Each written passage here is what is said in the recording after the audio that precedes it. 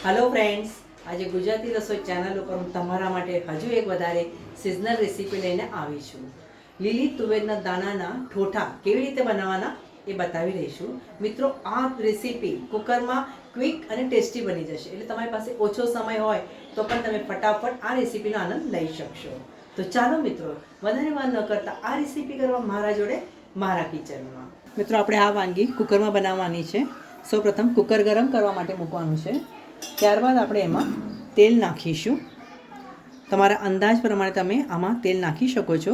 મેં 3 ચમચા જેટલું તેલ લીધું છે। તેલને હવે આપણે સરસ ગરમ થવા દઈશું। તેલ ગરમ થાય કે અડધો ચમચા જેટલો આપણે અજમો નાખવાનો છે। 1/4 ટીસ્પૂન હિંગ નાખીશું। ખડા મસાલા નાખવાના છે। 1 થી 2 તજના ટુકડા નાખીશું। ચક્રી ફૂલ નાખીશું। 3 થી 4 લવિંગ નાખવાના છે। 1 તમાલપત્ર નાખીશું અને 1 લાલ મરચું નાખવાનું છે। હવે આ બધું સરસ ક્રેકલ થઈ ગયું તો આપણે એમાં ઝીણી સમારેલી ડુંગળી નાખવાની છે। અહીંયા મેં એક મીડિયમ સાઇઝની ડુંગળી લીધી છે।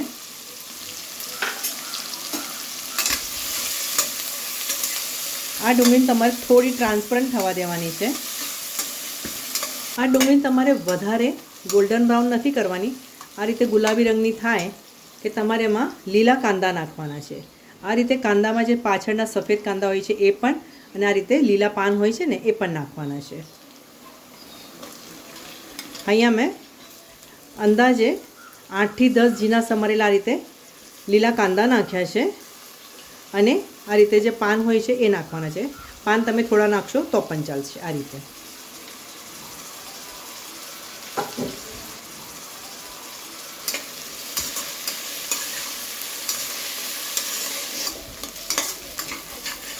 ડુંગળી સરસ ગોલ્ડન બ્રાઉન તો થઈ ગઈ છે। હવે આપણે એમાં આદુ, લસણ અને લીલા મરચાંની પેસ્ટ નાખવાની છે। અહીંયા મેં અંદાજે 2 ચમચા જેટલી આદુ, લીલા મરચાં અને લસણની પેસ્ટ લીધી છે। ત્યારબાદ લીલું લસણ પણ તમારે નાખવાનું છે। મેં કીધું એ પ્રમાણે આ સિઝનલ વાનગી છે, તો તમને હમણાં તુવેરના દાણા અને લીલું લસણ બજારમાં આરામથી મળી જશે। અહીંયા મેં 1/4 કપ જેટલું લીલું લસણ લીધું છે, તો એને તમારે એકદમ ઝીણું બારીક એકદમ ઝીણું સમારી લેવાનું। ત્યારબાદ તમે એને સોતે કરી લેજો આ રીતે।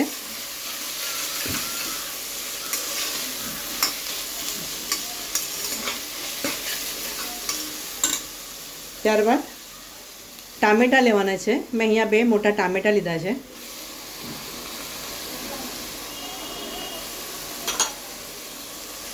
ટામેટાં પણ તમારે કાપીને લેવાના છે, એની પ્યુરી કે પેસ્ટ ના બનાવશો, આ રીતે જ નાખજો।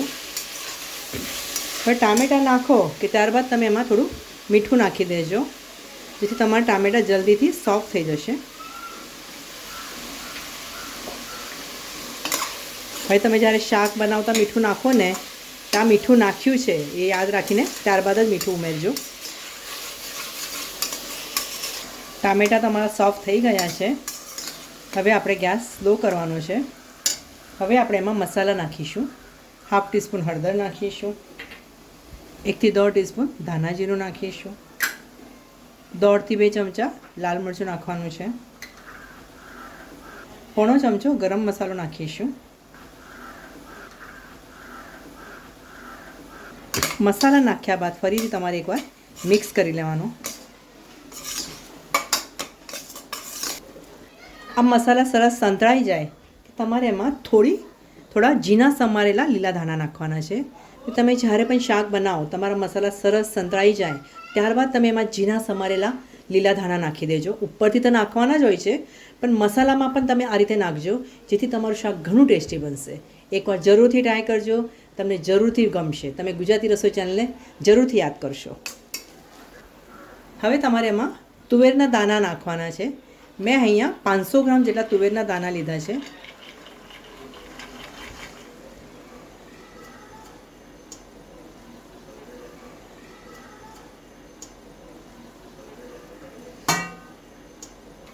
તુવેરના દાણા નાખ્યા બાદ તમારે એને 3 થી 5 મિનિટ મીડિયમ ગેસ ઉપર સાંતળી લેવાના।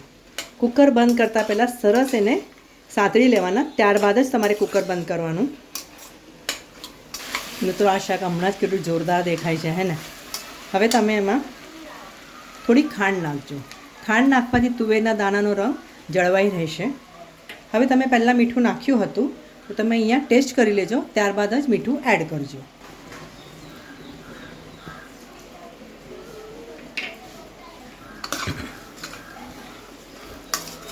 હવે આપણે એમાં પાણી નાખવાનું છે.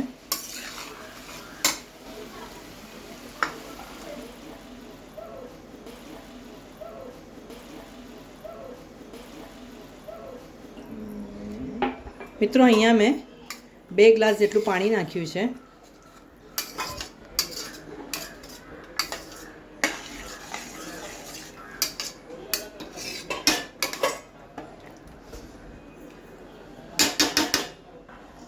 શાકની સરસ ઉકળી આવી ગઈ છે. હવે આપણે એને કવર કરીશું. કુકરને ઢાંકણ લગાવીને તમારે એને 3 થી 4 સીટી વગાડી લેવાની છે.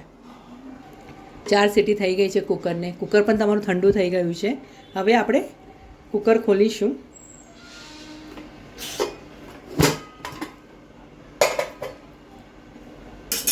ઝીણા સમારેલા લીલા ધાણા નાખી દેવાના. એકદમ પરફેક્ટ રીતે તમારા તુવેરના ઠોઠા બનાવીને તૈયાર છે. મિત્રો આ તુવેરના ઠોઠા ઉપર તમારે ઝીણી સેવ નાખવાની અને બ્રેડ જોડે સર્વ કરવાનો. આ રેસીપીનો તમે આ રીતે આનંદ લેશો ને મિત્રો, ખાવાની તમને ઘણી મજા પડી જશે. આ વિડીયો જોયા બદલ તમારો ઘણો ઘણો આભાર. આવતા વિડીયોમાં આવી સરસ મજાની રેસીપી સાથે આપણે ફરીથી મળીશું. ત્યાં સુધી સરસ ખાઓ, સ્વસ્થ રહો અને ગુજરાતી રસોઈ જોતા રહેશો.